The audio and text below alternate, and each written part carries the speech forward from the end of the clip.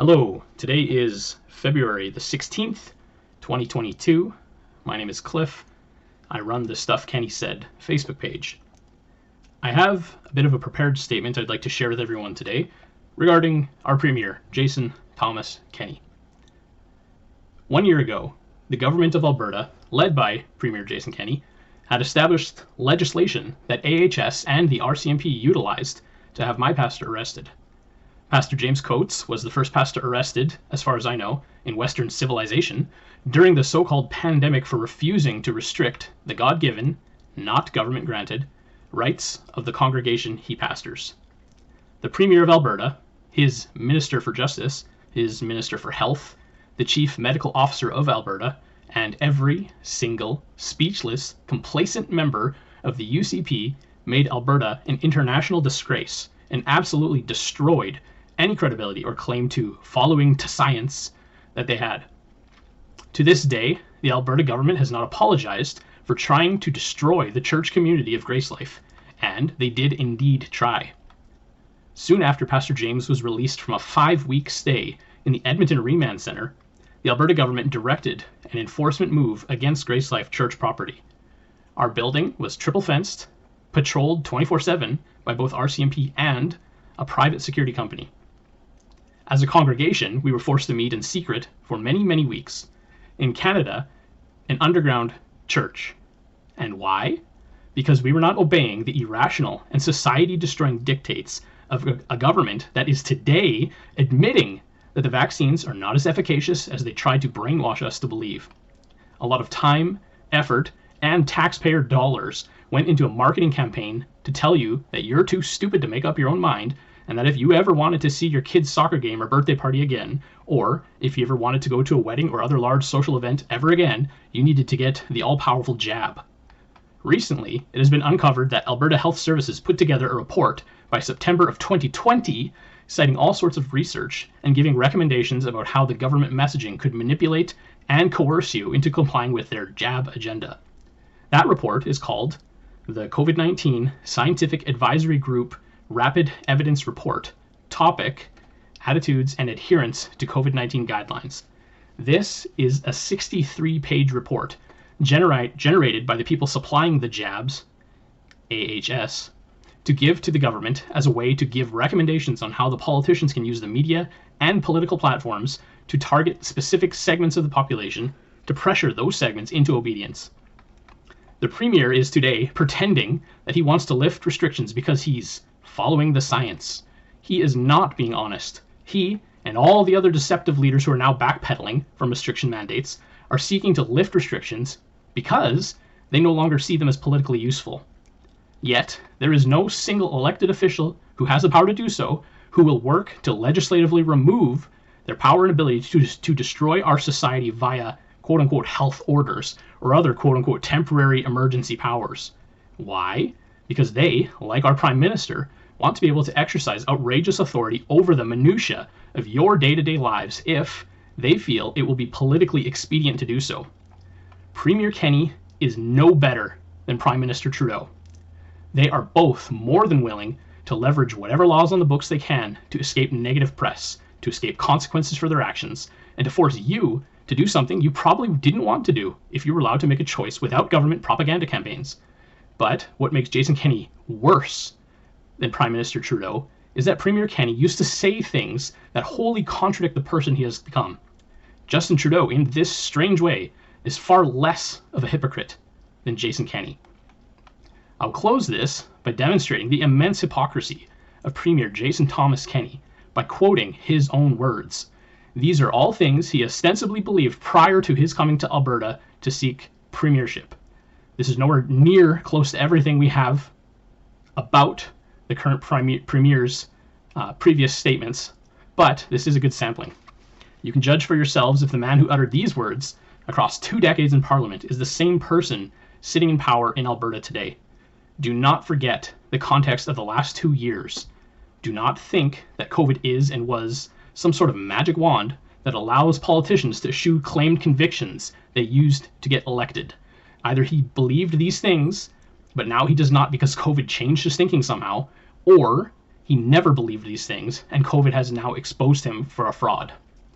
There will be links for all these quotes available so that you can read them for yourself. I'm not making any of this up. These are things that have been recorded as him saying.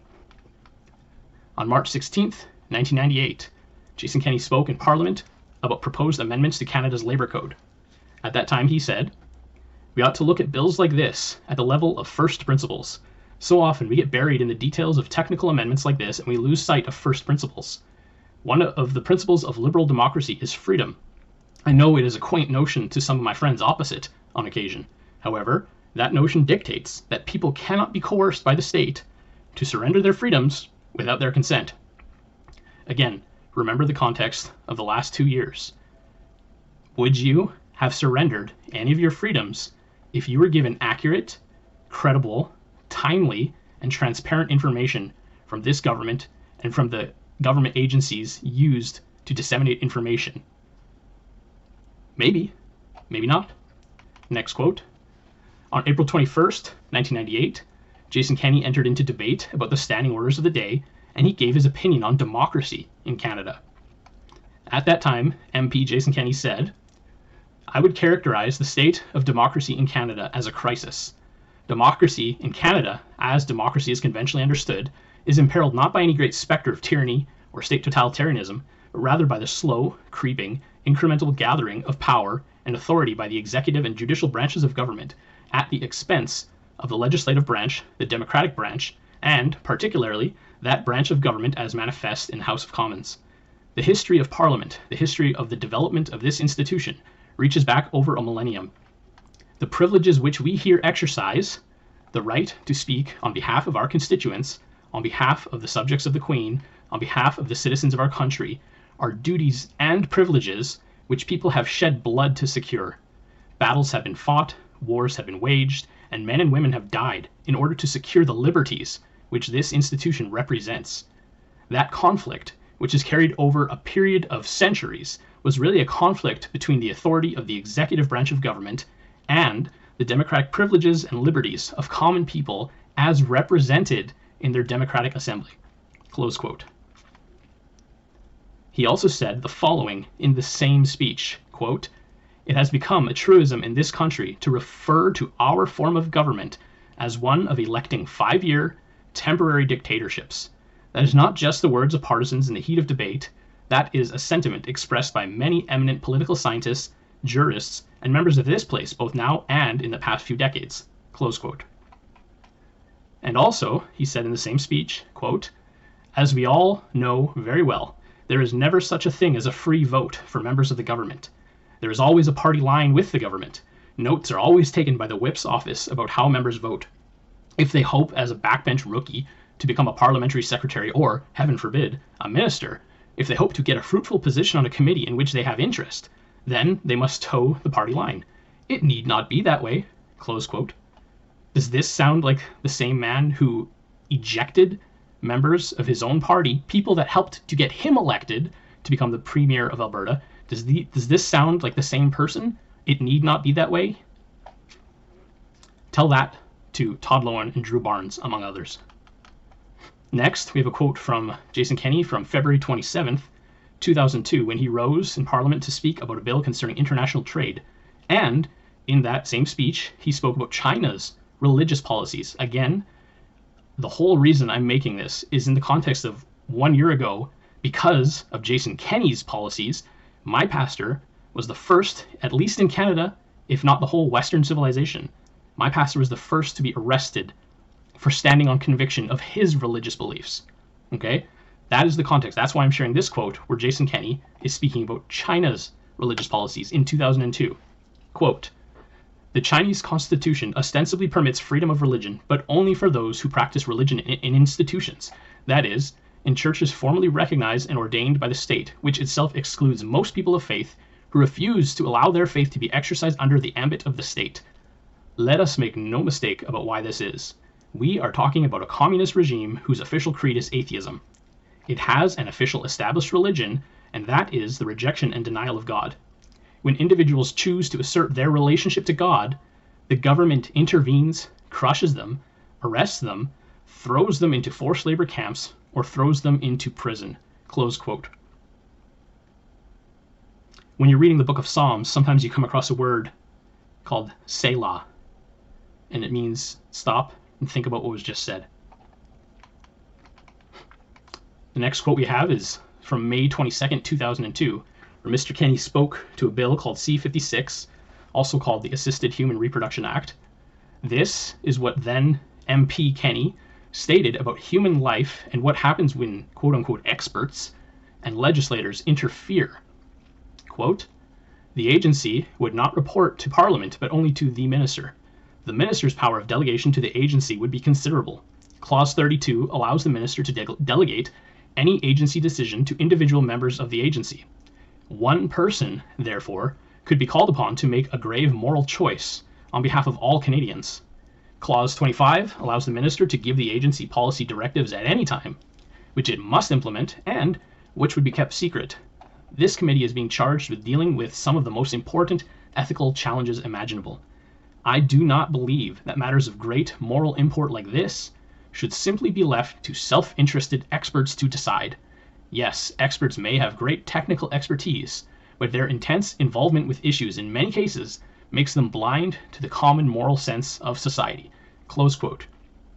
Who has been making most governmental decisions over the last 2 years? If you ask the general public, they will not believe that the answer to that question is Premier Jason Kenney. Many would point to people like the Chief Medical Officer of Health, Dina Hinshaw. I don't know what the answer to that question is, but the reality is the Premier in 2002, before he was Premier of Alberta, condemned concentrating so much power to make ethical choices on behalf of so many people into one person or office. Again, think of the context of the last 2 years. In that same speech, at that same May 22nd, 2002 speech, Jason Kenney also said, quote, "We all know the infamous Dr. Joseph Mengele and the hideous experiments he performed on Jewish prisoners at Auschwitz. This is perhaps an extreme, but it is an extreme that can be reached when we move down the path of treating human beings as objects and not as persons. I do not believe that there can be any justification for using living human beings for experimentation, no matter how worthy the purported objective." End quote. Let that sink in for a moment. While this premier is today telling people like me and others that if you say this is anything like World War II, then you're using that really poorly. That's the wrong way to do things. He has condemned people for making similar connections on social media. Yet, here, in a speech that he gave in Parliament in 2002, he did the exact same thing to fellow MPs. Let that sink in. He is saying today that you can't do what he himself has done, and even though current circumstances are more similar to what he was describing at that time, you're a bad person if you make those kinds of connections. And then he'll appeal to his Jewish friends, which, of course, there was suffering in the Holocaust. It's called the Holocaust. But then he has the right that he has bestowed upon himself to say, well, I have Jewish friends, and you can't say something like that. Again, Selah. Next, we're going to look at a quote from October 19th, 2004, when Mr. Kenney spoke to Parliament concerning a response to the throne speech, a speech which he had many issues with. In his response speech, he stated, quote, "I believe that perhaps the most succinct and compelling statement of the appropriate role of government in Canadian society was made by Father Athol Murray, the founder of a school in Saskatchewan, Notre Dame College in Wilcox, where I grew up.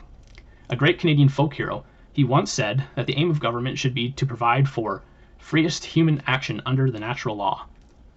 Those are words and a concept not often muttered in this place. Freedom, liberty, freest human action under the natural law.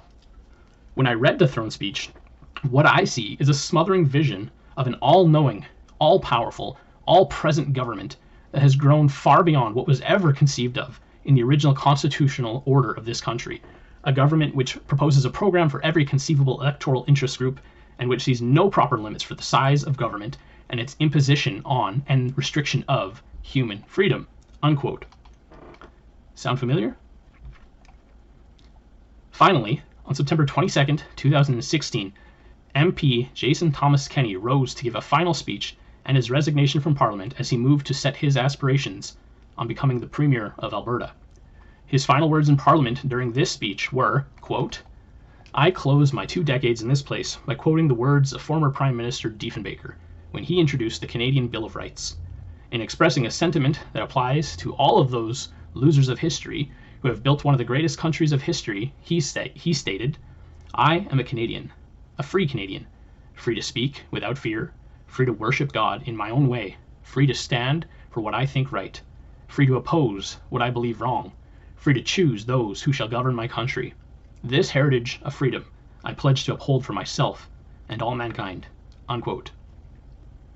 If you are somebody invested in these protests in Ottawa and other legislative capitals around Canada, I really want you to take time, if possible, to look up this statement by former Prime Minister Diefenbaker. I'm going to read that quote that Jason Kenney lovingly reflected upon just before he came to Alberta to become our Premier. He said, "I am a Canadian, a free Canadian, free to speak without fear, free to worship God in my own way, free to stand for what I think right, free to oppose what I believe wrong, free to choose those who shall govern my country. This heritage of freedom I pledge to uphold for myself and all mankind." Is this a pledge that you can make today? If you are somebody who's invested in these protests, not because it's affecting you, but because you know how much it's affecting other people, and because you recognize that the government is seeking to destroy the freedom of your fellow Canadians. This is your pledge. Uphold it for yourself. Uphold it for your fellow Canadian, and recognize that your actions are being viewed around the world. Canada is not the only place where evil, unethical, and immoral mandates have been enacted to restrict human flourishing. In your protesting, you are not only upholding and asserting your rights, you're upholding and asserting the rights of every human being. I want you to understand that though these people that we elected, whose paychecks we pay for, though they have the legislative power, it does not mean they're right. It does not mean that they have the permission of our Creator, the God of the universe, to do whatever they want. They want to call you lawless. They are the ones being lawless. They want to become a law unto themselves. They want to strip away any power that the existing laws have so that they could grant to themselves unlimited unilateral authority to dig into every precipice of your life. They want to be your God. And the only question that we have left is, will you let them? Hold the line.